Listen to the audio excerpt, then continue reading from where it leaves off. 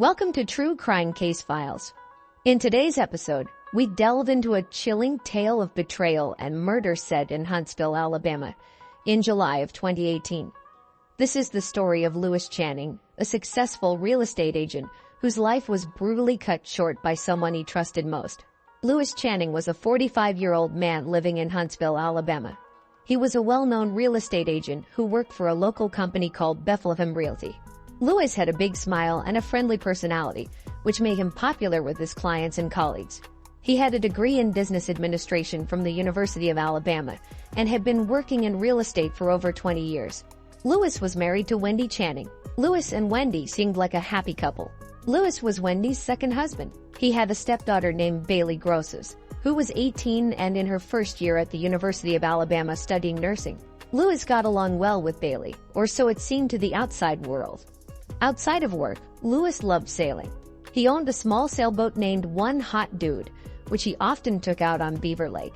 He enjoyed spending weekends on the water, feeling the wind and the waves. His friends at the local marina remembered him as someone who was always willing to lend a hand and share a laugh. In the days before his death, Lewis was busy with a big property deal. He was working hard to close a sale on a large commercial property in downtown Huntsville. This deal was very important to him in his career. He was also planning a surprise anniversary trip for Wendy. He had booked a cabin in the mountains and bought tickets to see a concert in Memphis. He even picked out a special necklace from a local jewelry store, Timmy's Log Cabin, as a gift for Wendy. Despite his busy schedule, Lewis made time to visit the local coffee shop, Starbucks, every morning. He enjoyed reading the newspaper and chatting with the baristas. His favorite drink was a caramel latte.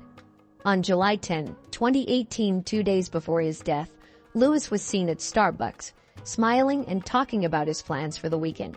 He seemed happy and excited about the future. Lewis' life seemed perfect on the outside, but there were hidden troubles. His wife, Wendy, had been acting stressed and worried lately. She had noticed changes in their daughter, Bailey, and was suspicious of Lewis' late-night work meetings. Friends and neighbors had started to notice the tension in the Channing household. On July 11, 2018, at about 9:30 a.m., Lewis Channing's body was discovered. The person who found him was his neighbor, Michael Underbrook. Michael was a 52-year-old retired school teacher who lived next door to the Channings. Wendy had called Michael, worried because she hadn't heard from Lewis since the previous night. She was out of town visiting her sister and asked Michael to check on her husband. Michael knocked on the door of the Channing house but got no answer. He noticed that Lewis' car was in the driveway, so he decided to try the door. To his surprise, it was unlocked. As he stepped inside, he immediately felt something was wrong. The house was unusually quiet. Michael called out for Lewis but got no response. He walked through the living room and into the kitchen, where he saw signs of a struggle, chairs overturned and broken glass on the floor. He followed the trail of chaos to the master bedroom.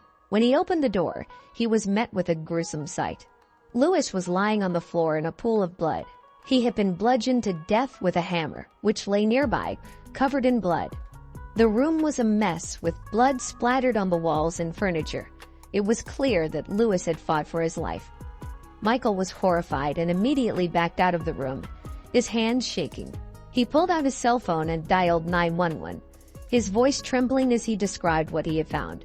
The 911 operator tried to keep him calm, asking him to stay on the line until the police arrived. The news of Lewis's death quickly spread through the neighborhood.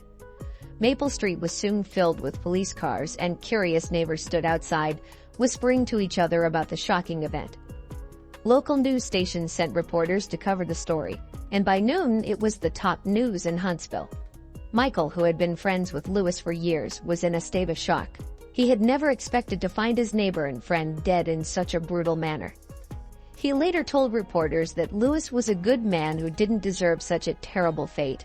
The discovery of Lewis Channing's body marked the beginning of a complex and tragic investigation, one that would uncover hidden secrets and lead to shocking revelations about those closest to him. The police arrived at the Channing home quickly after Michael Underbrook's 911 call on July 11, 2018.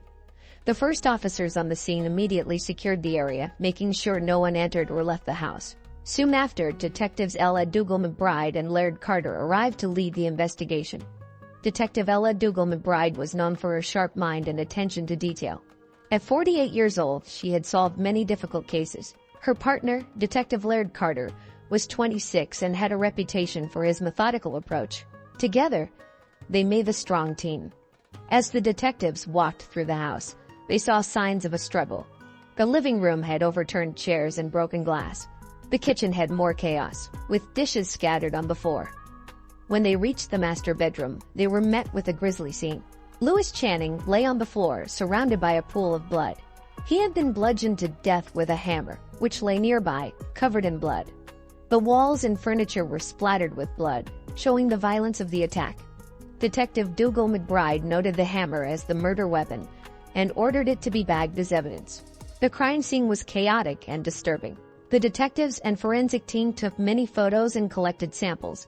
They used gloves to carefully pick up items, making sure not to contaminate any evidence. Blood samples, fingerprints, and the hammer were all collected and sent to the lab for analysis. Outside, neighbors watched as the police worked. The local news stations were there too, reporting on the shocking murder. Reporters spoke to neighbors who described Louis as a friendly and well-liked man. The media coverage added pressure to solve the case quickly. Detectives Dougal McBride and Carter interviewed Michael Underbrook, who was still shaken from discovering the body. He described finding the door unlocked and seeing the mess inside the house. His detailed account helped the detectives piece together the events leading up to the murder. By the end of the day, the police had gathered a lot of evidence but still had many questions. Who could have committed such a brutal act? Why would someone want to kill Louis? The detectives knew they had a difficult case ahead of them, but they were determined to find the answers. The first suspect in Louis Channing's murder was his wife, Wendy Channing. Wendy was 34 years old and worked as an accountant for a local firm called Red Tide Accounting. She was intelligent, meticulous, and hardworking. Wendy had a tough past. She became a mother at 16 and worked as a stripper to support herself and her daughter Bailey. Despite these challenges, she built a successful career and was known for her strong-willed nature. Wendy had recently noticed changes in her daughter Bailey's behavior and grew suspicious of Louis' late-night work meetings. Friends and neighbors described Wendy as increasingly stressed and on edge in the weeks before the murder. Some said they heard arguments between her and Louis. Detectives Ella Dougal McBride and Laird Carter brought Wendy in for questioning on July 13, 2018. Wendy appeared calm, but was clearly distressed. She maintained that she had been out of town visiting her sister Lauren in Little Rock. She provided photos and text messages to support her alibi, but the detectives still had doubts. During the interrogation, Wendy spoke about her relationship with Louis. She admitted they had been arguing more lately, mainly about his work and the amount of time he spent away from home. She denied any involvement in his death, insisting she loved her husband despite their problems. The detectives asked Wendy about the night of the murder. She explained that she had left for Little Rock on the afternoon of July 10 and stayed with Lauren until the morning of July 11. Lauren confirmed this story when the detectives called her. However, they couldn't ignore the tension in Wendy's voice when she spoke about Louis and the changes she noticed in Bailey. The police also searched Wendy's car and belongings for any evidence. They found nothing directly linking her to the murder, but they did find a diary in which Wendy had written about her frustrations and suspicions. These entries painted a picture of a woman under immense stress and emotional turmoil. Despite her alibi, Wendy remained a prime suspect. The detectives continued to look into her past, interviewing friends, family, and coworkers. They hoped to find a motive or any clue that could tie her to the crime. The pressure on Wendy grew as the investigation progressed, but she remained steadfast in her innocence. The investigation into Wendy Channing was thorough, yet many questions remained unanswered. The detectives knew they had to keep digging to uncover the truth behind Louis' brutal murder. The second suspect in Louis Channing's murder was his stepdaughter, Bailey Gross. Bailey was 18 years old and a freshman at the University of Alabama, where she was studying nursing. She was known for her outgoing and sociable personality. Her friends described her as bright and ambitious, always eager to learn new things. Bailey had a complicated relationship with her stepfather, Louis. It was revealed during the investigation that their relationship had evolved into a secret affair. This affair made Bailey feel guilty and conflicted, especially as she saw the strain it put on her mother, Wendy. Detectives Ella Dougal McBride and Laird Carter brought Bailey in for questioning on July 14, 2018. Bailey appeared nervous but cooperative. She admitted to the affair with Lewis, explaining that it had started about 6 months earlier. She said she had been feeling lonely and confused, and Lewis had been there for her. She insisted she never wanted to hurt anyone. During the interrogation, Bailey explained how she had confided in a close friend about the affair and her feelings of guilt. This friend, whose name was not disclosed, confirmed Bailey's story to the detectives. Bailey described the last time she saw Lewis, which was the night before his death. She said they had argued about the affair and the impact it was having on their family. The detectives asked Bailey about her whereabouts on the night of the murder. Bailey said she had been at a friend's house, studying for a midterm exam. Her friend confirmed this alibi, saying that Bailey had stayed there until the early morning hours of July 11. Despite the alibi, the detectives were suspicious of the emotional turmoil that Bailey was going through. The police also searched Bailey's dorm room and her belongings for any evidence. They found nothing directly linking her to the murder, but did find several letters and notes between her and Lewis. These notes showed the depth of their relationship and the emotional struggles they both faced. Despite her alibi and the lack of direct evidence, Bailey remained a prime suspect due to the affair and the emotional tension it created. The detectives continued to interview her friends and classmates, hoping to find any inconsistencies or new leads. The pressure on Bailey grew as the investigation continued, but she maintained her innocence and expressed deep regret for the affair. The investigation into Bailey Gross was thorough, but the detectives still had many questions. They knew they had to keep digging to find the truth behind Lewis Channing's brutal murder. On July 17, 2018, 5 days after Lewis Channing's murder, the police received a significant break in the case. It was a cool, cloudy morning when a jogger discovered a suspicious item in the park near Beaver Lake. He noticed a plastic bag partially buried under some leaves near a bench. Curious, he opened it and found a blood-stained shirt and a pair of gloves. He immediately called the police, and within minutes, patrol officers Greta Handels and Brett Castanel arrived at the scene. They secured the area and called in detectives Ella Dougal-McBride and Laird Carter. The detectives quickly assessed the situation and bagged the items for forensic analysis. The detectives were cautious but hopeful that this new evidence would provide a breakthrough in the case. They brought the items back to the Huntsville Police Department's forensic lab. Forensic analysts found that the blood on the shirt matched Lewis's DNA. Additionally, the gloves had fingerprints that were not Lewis. This new evidence shifted the focus of the investigation. The detectives revisited their list of suspects and re-examined their alibis. They also reviewed the surveillance footage from the park and nearby areas. This extensive review led them to a surprising discovery. A figure matching Bailey Gross's description was seen entering the park late on the night of the murder. Detectives Dougal-McBride and Carter brought Bailey in for a second round of questioning. This time, Bailey was visibly more nervous. She claimed she had gone to the park to clear her head and had no idea about the bloody items. The detectives pressed her for more details, but Bailey stuck to her story, albeit shakily. The forensic team continued their analysis and found another critical piece of evidence: hair fibers on the gloves that matched Wendy Channing's DNA. This discovery complicated the case further and indicated the possible involvement of both mother and daughter. On July 18, 2018, the detectives called Wendy back for questioning. She seemed calm but concerned when presented with the new evidence. Wendy admitted to knowing about the gloves but insisted she had nothing to do with the murder. She said she had worn the gloves while gardening and couldn't explain how they ended up near Beaver Lake. The police were now more determined than ever to solve the case. They knew they were close to uncovering the truth, but needed to carefully piece together the final puzzle. The discovery of the new evidence was a pivotal moment in the investigation, providing crucial leads and intensifying the search for Lewis Channing's murderer. The third suspect in the murder of Lewis Channing was his ex-wife, Lindy J. Channing. Lindy J., aged 46, was known for her hot-tempered and aggressive nature.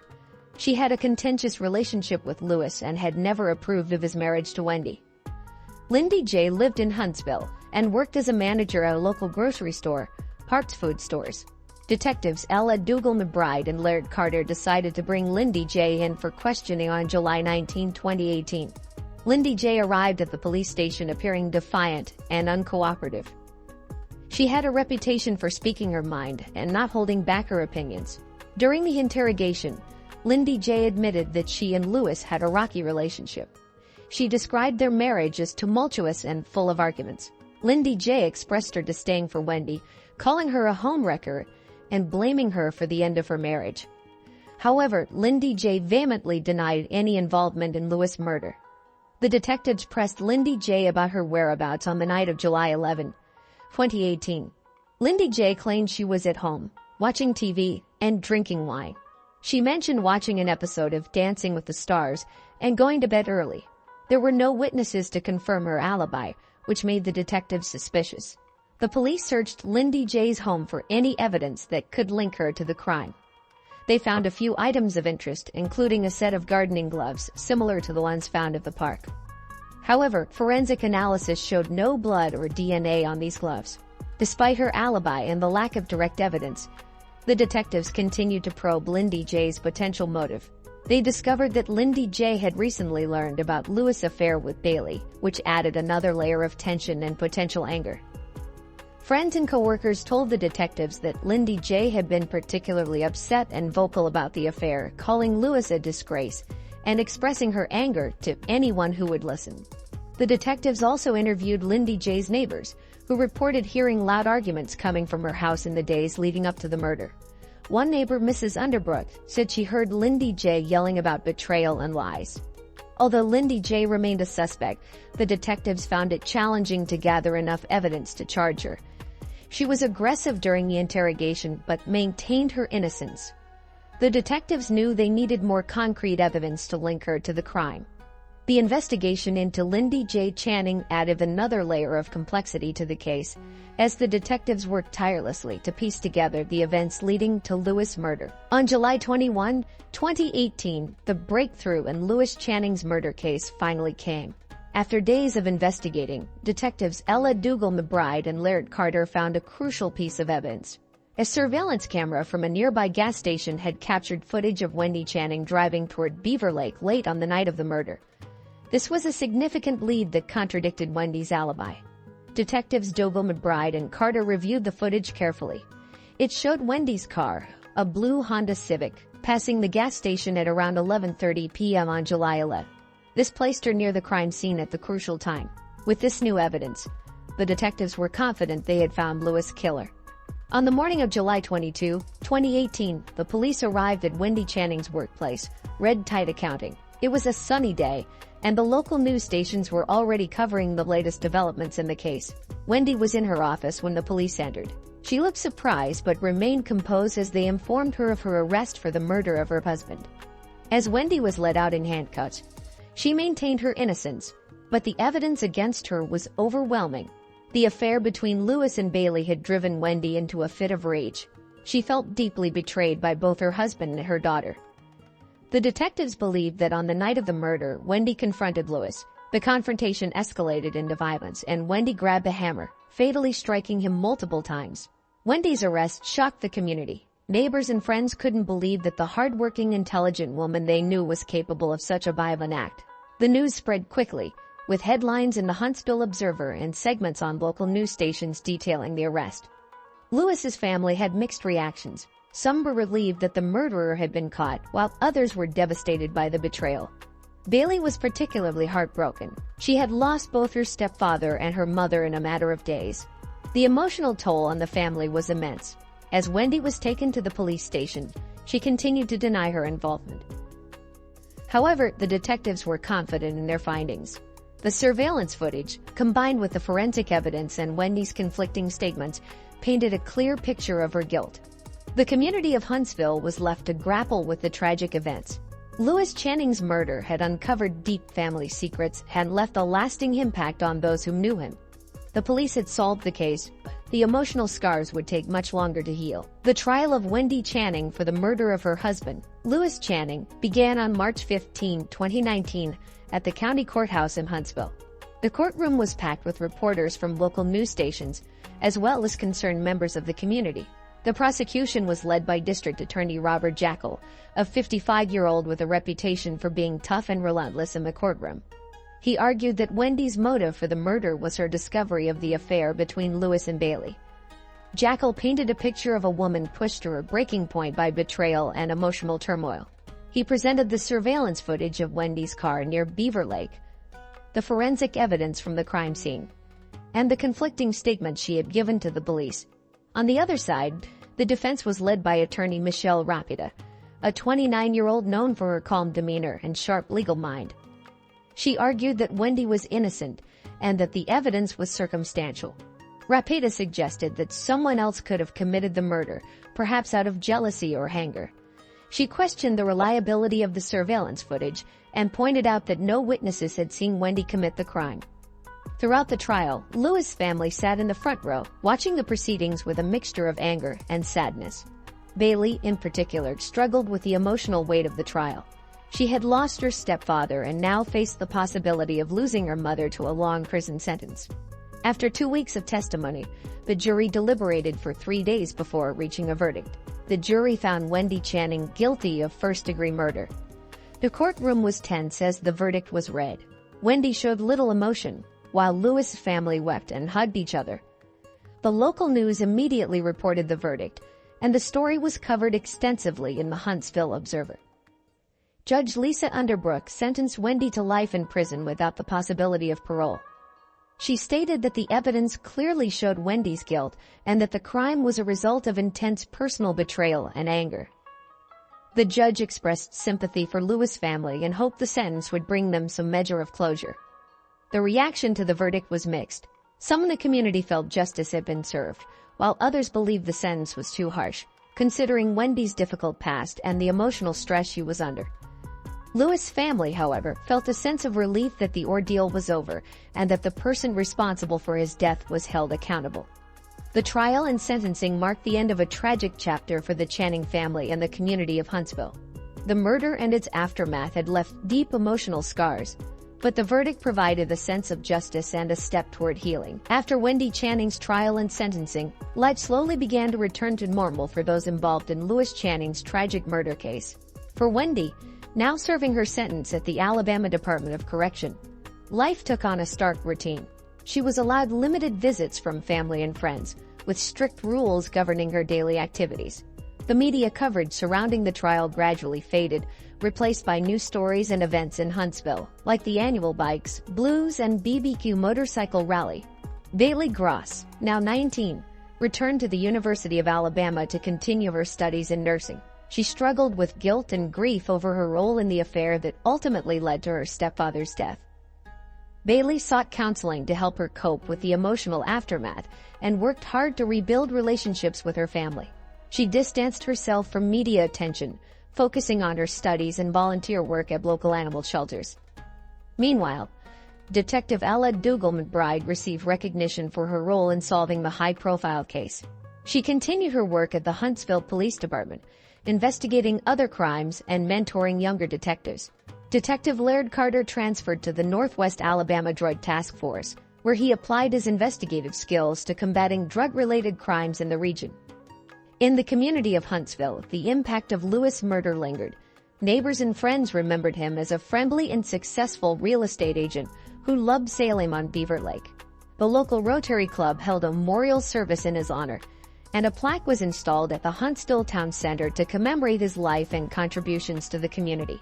Lewis's family, especially his first wife Lindy J., found solace in each other's company and support. Lindy J. focused on her career at Hart's Food Stores and became involved in local charity events, like the Susan G. Komen Race for the Cure in Bentonville. She remained vigilant about keeping her family close and supporting her grandchildren, who missed their stepfather dearly.